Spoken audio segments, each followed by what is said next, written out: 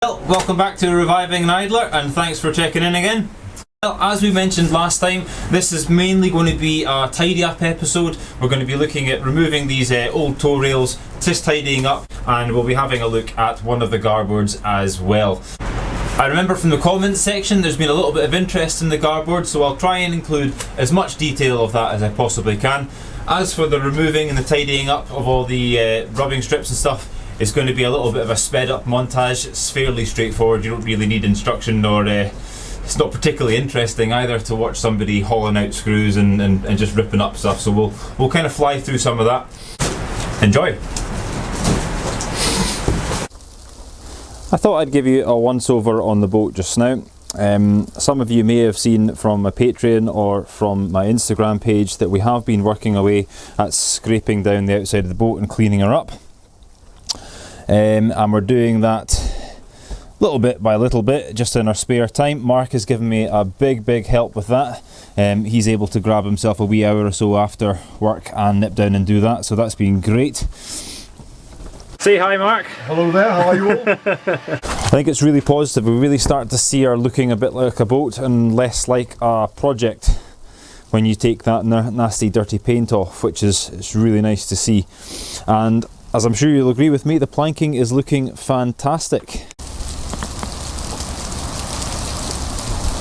Yeah, there's very little damage on these top sides in the planking, which is really nice to see.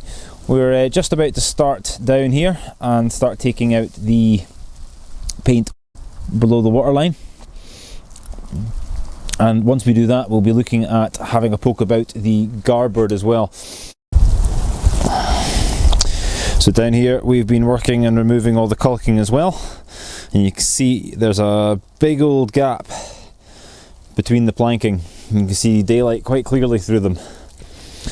Now that is to be expected. She has been out of the water for a long time, so I'm expecting to see air gaps in there, and actually largely she's not that opened up. Now as the boat dries out, all the planking is going to shrink, and that's why we have these large opened gaps in the planking. Now the idea behind a Carvel boat, as I'm sure most of you know, is that you have your planking laid side by side, and then you put in your caulking cotton, and then you put some sort of putty or sealant in there, so basically to hold the caulking in place.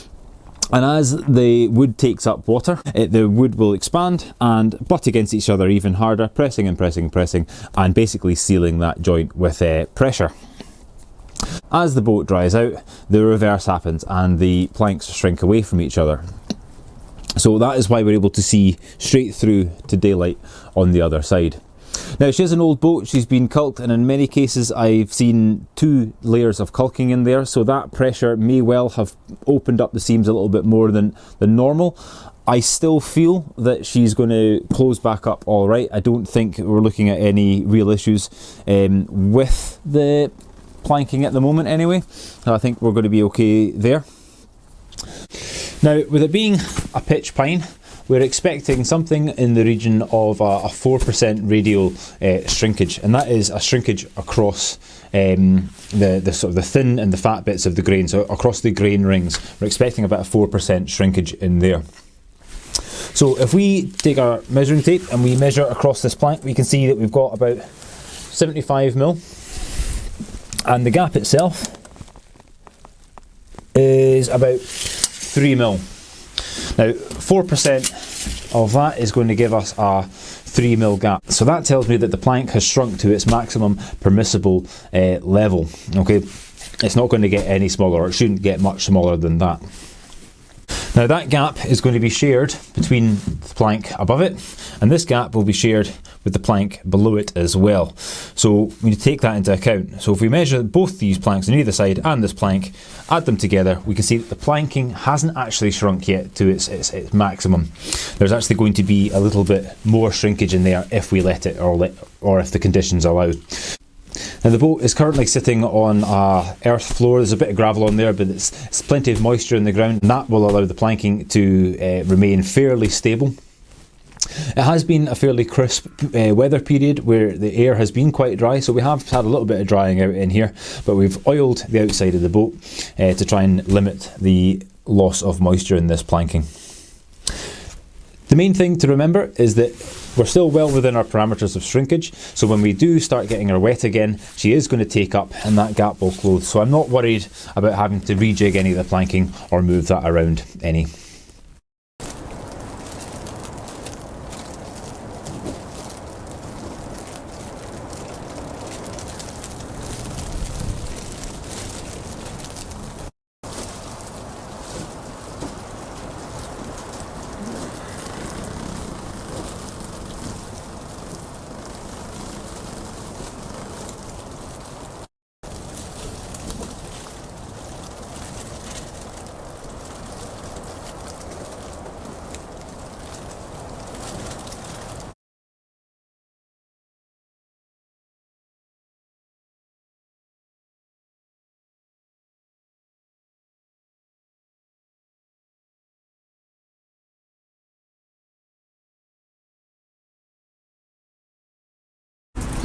Here's one I pulled earlier. Now these would have gone straight through the decking and into the edge of the planking here. Quite a beefy old nail actually.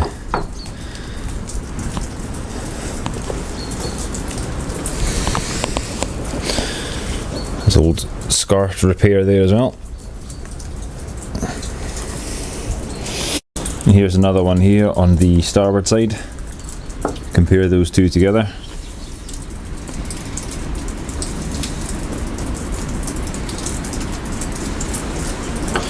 So quite good size. Seems a bit overkill for the thickness of the planking. I don't really know what that was supposed to be doing, unless that was just what they had in hand. I mean, that's a big old nail for what it's potentially supposed to be doing. Wonder if maybe that was holding something else in at some point. Well, good morning. We are down in the starboard side of the boat, down by the keel, and we are looking at trying to start taking out this garboard strake here. So I've already started removing some of the caulking up here at the top. I'm going to work my way along with my new reefing tool. Some self-amalgamating tape wrapped around a reciprocal saw blade that I have basically hacked away at to form a little hook, and I have to say this is by far and away the most useful tool that we've created on the boat so far. It's very thin, yet it's incredibly strong. It doesn't bend at all. It lets you get right in all the way back to the backside of the planking, so you can reach all the way back, get it right in and about it, and you can hook both the cotton and the actual caulking compound out itself. There's been a few comments saying that we could use things like nibblers and reciprocating saw blades and put them in and rip your way through, and that may well work for you guys. For me, that's a bit too risky. One little slip, or if you're not quite sure of the angles, because remember you're going to have a kind of rolling bevel on the edge of these planking as well, so if you're not 100% sure where you're putting that saw blade, I don't really want to put something in that can actually damage the planking edges there. So that's why I'm just going to go with good old tried and tested, slow but steady manual tools. For something like this, you'll get the job done and you don't have any concerns about damaging the planking as well. So that's the reason I'm going to stick with good old fashioned manual labour here. So we'll just start working our way along this seam, pulling out all the cotton. I've got a drill, and we'll take out the butty on the back side of the nails there, and then I will look to then start knocking it out. Now we're going to have nails on the upper side of the plank where it joins the steamed ribs and the frames coming down, but we're also going to have nails moving along at regular intervals along the bottom end of the garboard plank, and that is nailing in that bottom edge of the plank into the actual keel itself. So I'm not entirely sure how many there are, but it looks to me as if they are, the ones I can see anyway, regular occurrence at round about 2.5 inch gaps between them. So there's going to be quite a few in here. Now at the moment I don't know if they are screws or if they are nails. I'm going to go with nails. Everything else in this boat seems to be nails. There's not a lot of screws, but you never know. If we end up with screws, that might make removing them a little bit easier, so fingers crossed we find that. If it is nails, we may well have to start gently tapping from the inside of the boat and knocking these out. First things first, however, caulking tool, get this caulking out so we've got some wiggle room on the plank and we can move around that. I'd like to also say that I apologise for the funny camera angles and the low lighting here as well. We've had huge dumps of snow recently, sideways sleet and rain, and it has been actually quite terrible weather recently, and we've now got a bit of a defrost going on, and the snow that is on top of the tarp is dripping away, so I can't quite move the camera to exactly where I'd like it, so you have to bear with me. I might not quite get the camera angles that we're looking for here, just to try and protect the camera from the dripping snow.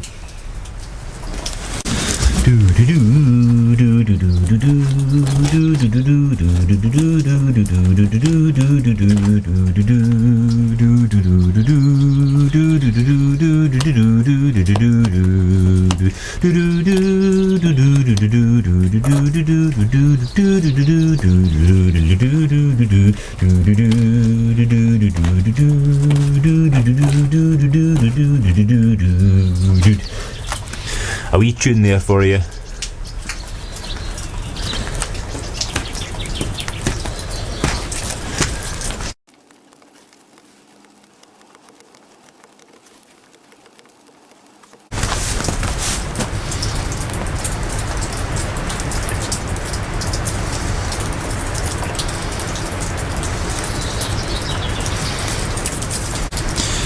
Now something you just saw me doing there was spinning the caulking in my fingers like that, and what that effectively does is it turns it back into rope and makes it very strong.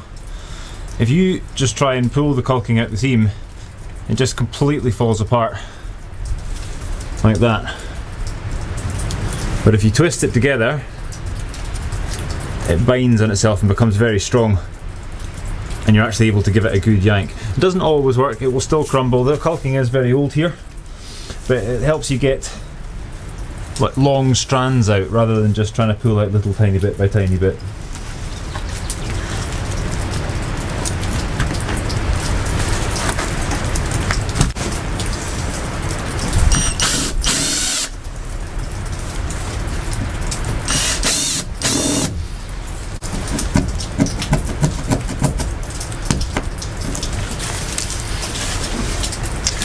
Okay, it looks like they've got a screw going into the rabbit there. That might work out quite well for us.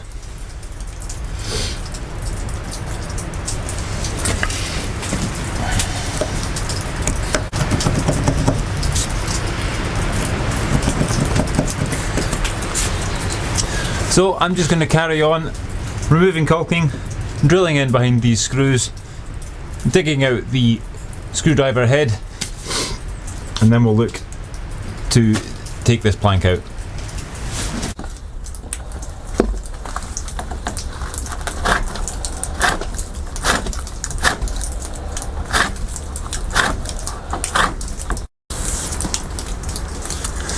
Now, some of this caulking is again really hard, same as it was on the other side of the boat. So we're really having to work quite hard to actually chip it out. Again, as you can see here, we do appear to have two lines of caulk. We've got right at the very back, we've got a darker, more tarry, more sort of oil soaked one at the back, far more rotten, it's very brittle, and on the surface we've got a much thinner but cleaner white caulk as well, and they seem to just be lying on top of each other. They're not looped, they're just hammered in flat and straight. Now I will say, doing this is a potentially risky operation. It's an old boat, so they will have used a lot of chemicals and a lot of preservatives that are probably illegal today. Some of them are. One of the major ones for me is going to be lead. There's going to be a lot of lead. There's going to be lead in the putty. There's going to be lead potentially in the actual anti-fill, which has been painted on here as well. So if you are scratching away and scraping away underneath an old boat, make sure you pick yourself up a proper dust mask, because you don't want to be breathing any of that nasty stuff. It's all kinds of tars. There's going to be creosote on this as well, and the creosote of old, although very, very effective, is also very, very poisonous, very carcinogenic as well. So take proper precautions. Always use your PPE whenever you're doing anything like this as well.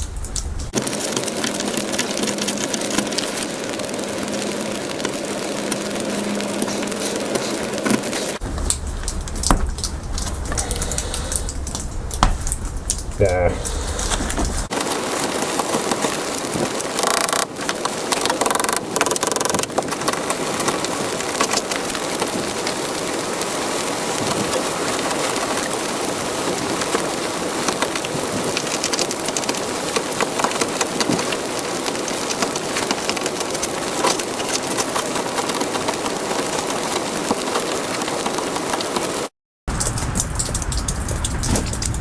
So as we move our way down the rabbit at the forefoot, we move our way down to this little repair section here.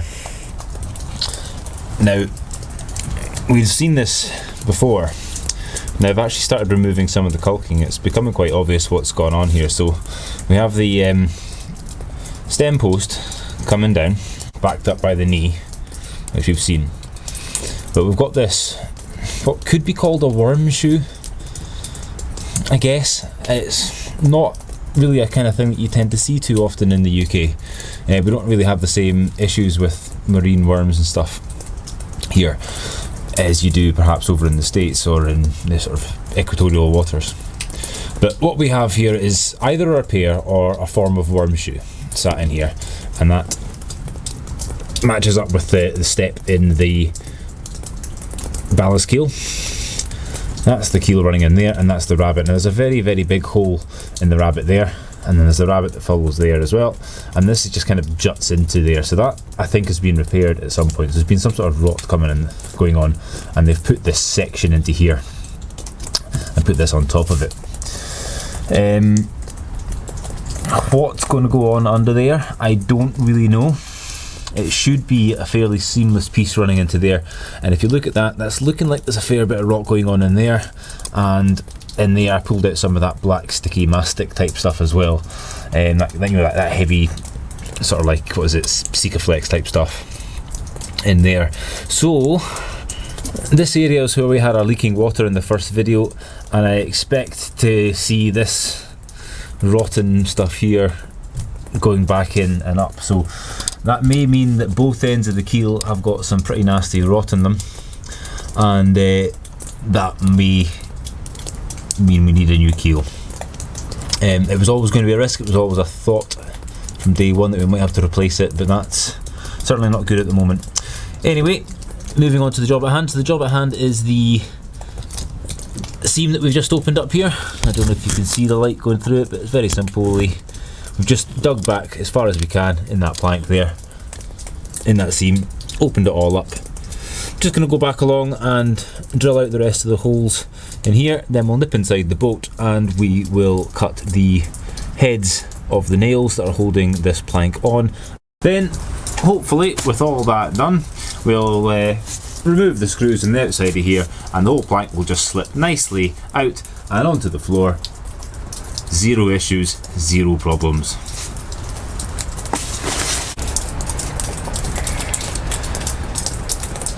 Not sure you can quite make that out, but that's the screw holes all backed out.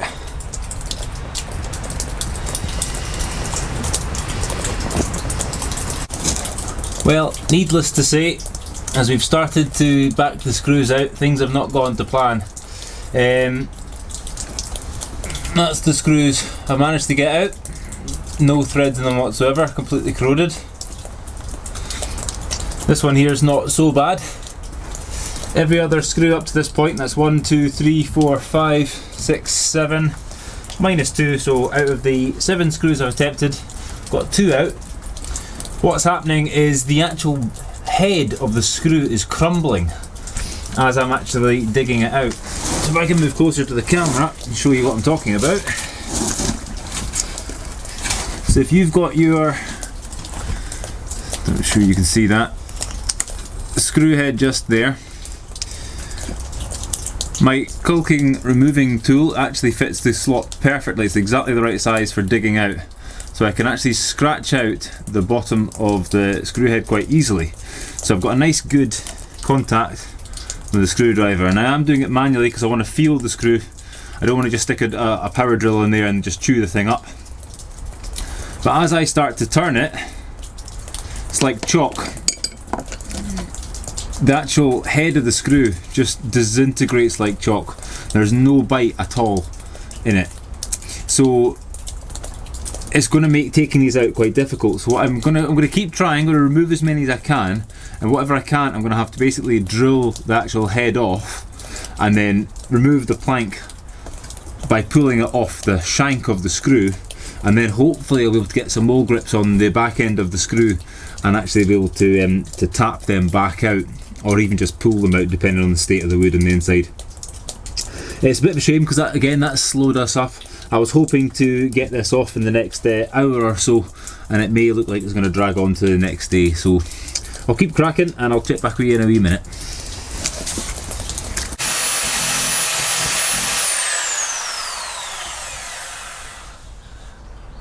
I've just discovered a new use for my favourite tool. Tiny jackhammer.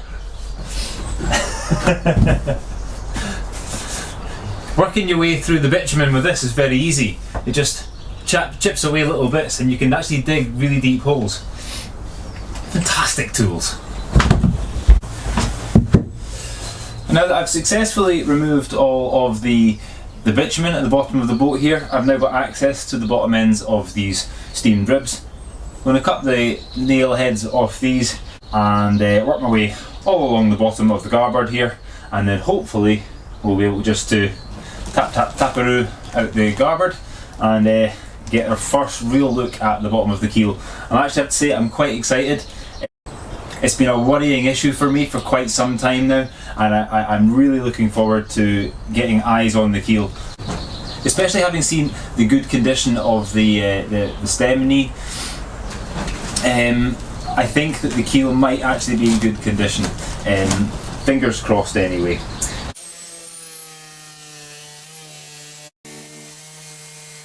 So that's all the nails cut.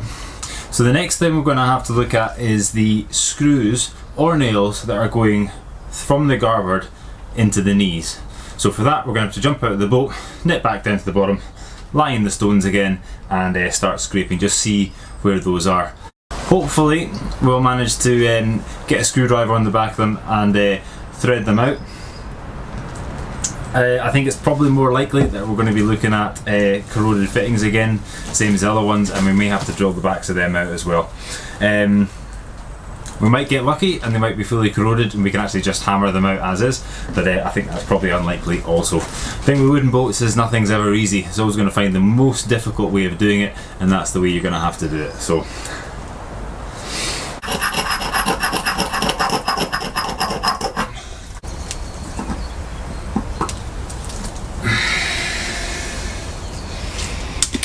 same. Quite a bit of rot around this fitting as well. Very, very soft wood. I think it's fairly unlikely that our garboard plank is going to be in good enough condition to go back onto the boat anyway. So I'm not too worried about damaging this. I would likely replace this anyway. Possibly even look at replacing the one above it as well, although this looks not too bad so far. But certainly when it comes to looking after the garboard, I'm not that worried about damaging it by digging these screws out. It's a shame, but unfortunately needs must, and we need to get this off in order to have a look at the rest of the boat. So if it means sacrificing the garboard, I'm afraid that's what we have to do.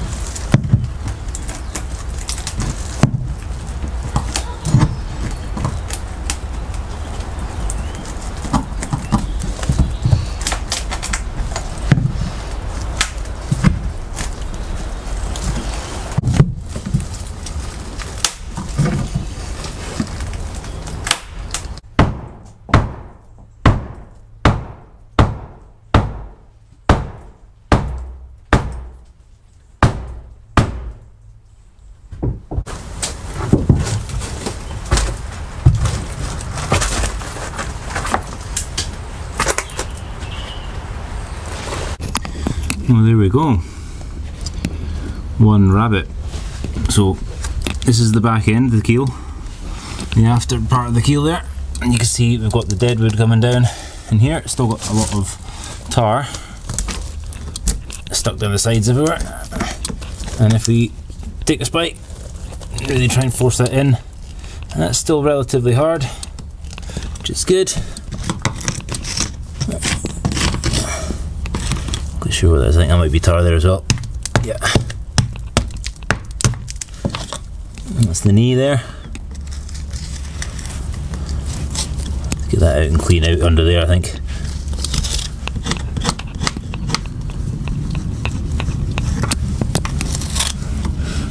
Interestingly, here we can see the remnants of what was a couple of rib pockets. So originally, those steamed ribs did actually come down and join the keel. Now, as you saw up top, they've been fitted so they only just kind of sit above it. They don't actually come all the way down, they're kind of half in. So whoever fitted those ribs there didn't clean out to the keel. I think they just dug down a little bit and then just whacked it in where they could, rather than digging down to the keel. So we'll rectify that,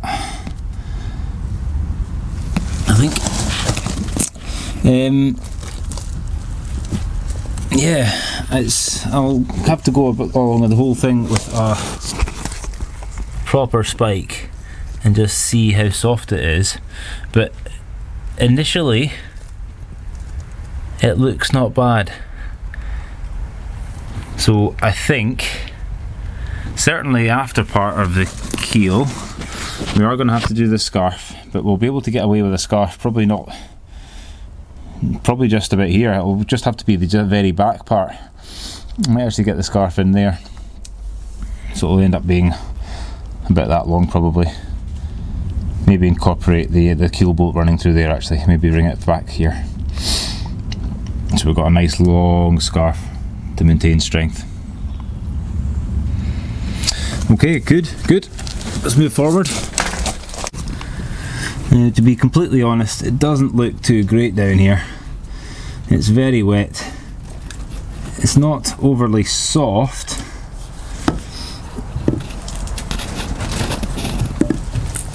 But it's not particularly hard either, especially right there on the end.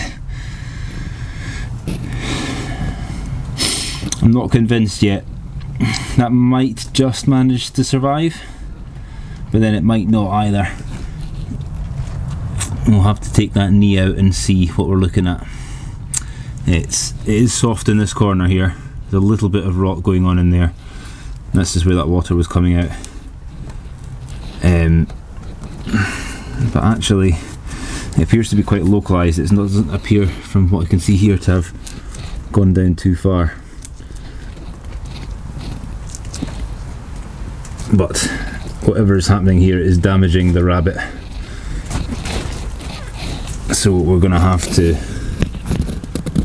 think seriously about that as well. We may end up having to put a scarf in this end as well.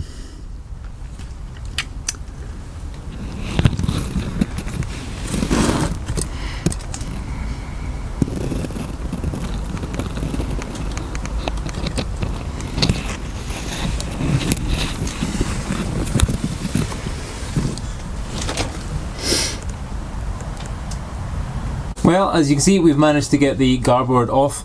We've got a really good view of the keel now. It is looking like we've got a fair old bit of rot in up at the bow. I've put a spike into it a couple of times and there's quite significant softness, particularly at the very tip of the keel there. As you saw from the last scene there, we have the repair going on here. So on the grain end of the keel we've got a lot of wetness, and it's kind of just tracking back along the grain underneath that forward knee as well. So it's not awful, but it's bad enough that we can't keep it how it is. We're going to have to put something in there, whether it's just a kind of large gerald, or more likely it's going to be a forward scarf. The actual rabbit face itself is actually surprisingly clean. There's not a lot of damage or pitting going on in there. Like I say, up this end there's a fair bit of nastiness, but throughout the rest of it it's still very, very smooth, and we'll basically just need a bit of a scrape with a sharp chisel just to clean it up and bring up a new face. Not very much else is going to need done to that, which is quite nice. So far anyway, the middle part looks pretty good. It's lovely getting to keep the old keel, because at the end of the day the keel is the heart of the boat. It's the soul. It's the very first bit of our backbone that goes down, and it's quite a significant part of a wooden boat, certainly from an emotional point of view. So if I was having to replace that, I would really feel a deep sense of loss. So I'm glad that I'm going to be able to keep some of it. Going forward from here, I'm going to let this dry out a little bit. We'll be looking to take both the knees out and see exactly what kind of damage we're looking at, and see if any of that rot has spread into the knee.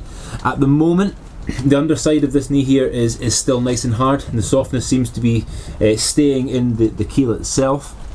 The stem post at some point is going to have to come out, but that's going to be after I have the ribs in. I hope that has been of help to some of you. I know I had a comment with somebody asking about the garboard strake removal. Hopefully you have a little bit more luck than I did with the screws and the nails. So I am going to keep the garboard strake just now. I'll use that as a template for making up the new plank that's going to go in there. Unfortunately, it is just a little bit too damaged to reuse, and I wouldn't really want to reuse it anyway.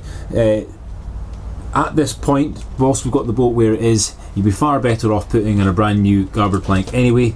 It takes the brunt of the weather, it takes the brunt of all the rot, sitting there damp and wet and everything for all these years. It's going to be on its last legs. Even if it was worth putting back in, it's not going to last too long, so we're as well replacing it now whilst we've got it off. So we'll put a new one in there on both sides. Well, that's enough wittering from me. Thank you for watching, sharing and subscribing. As always, I greatly appreciate the fact that you watch these videos and that you do take the time to comment as well. If any of you are wanting to keep slightly more up to date with the project, you can check out my Patreon or my Instagram account. I do tend to post stuff up there fairly frequently, just to give you a heads up of what I've been up to on a particular day. It keeps you a little bit ahead of these videos as well, so if you are interested, please check them out. Other than that, thank you very much for watching again. Take care, and see you next time. Bye for now.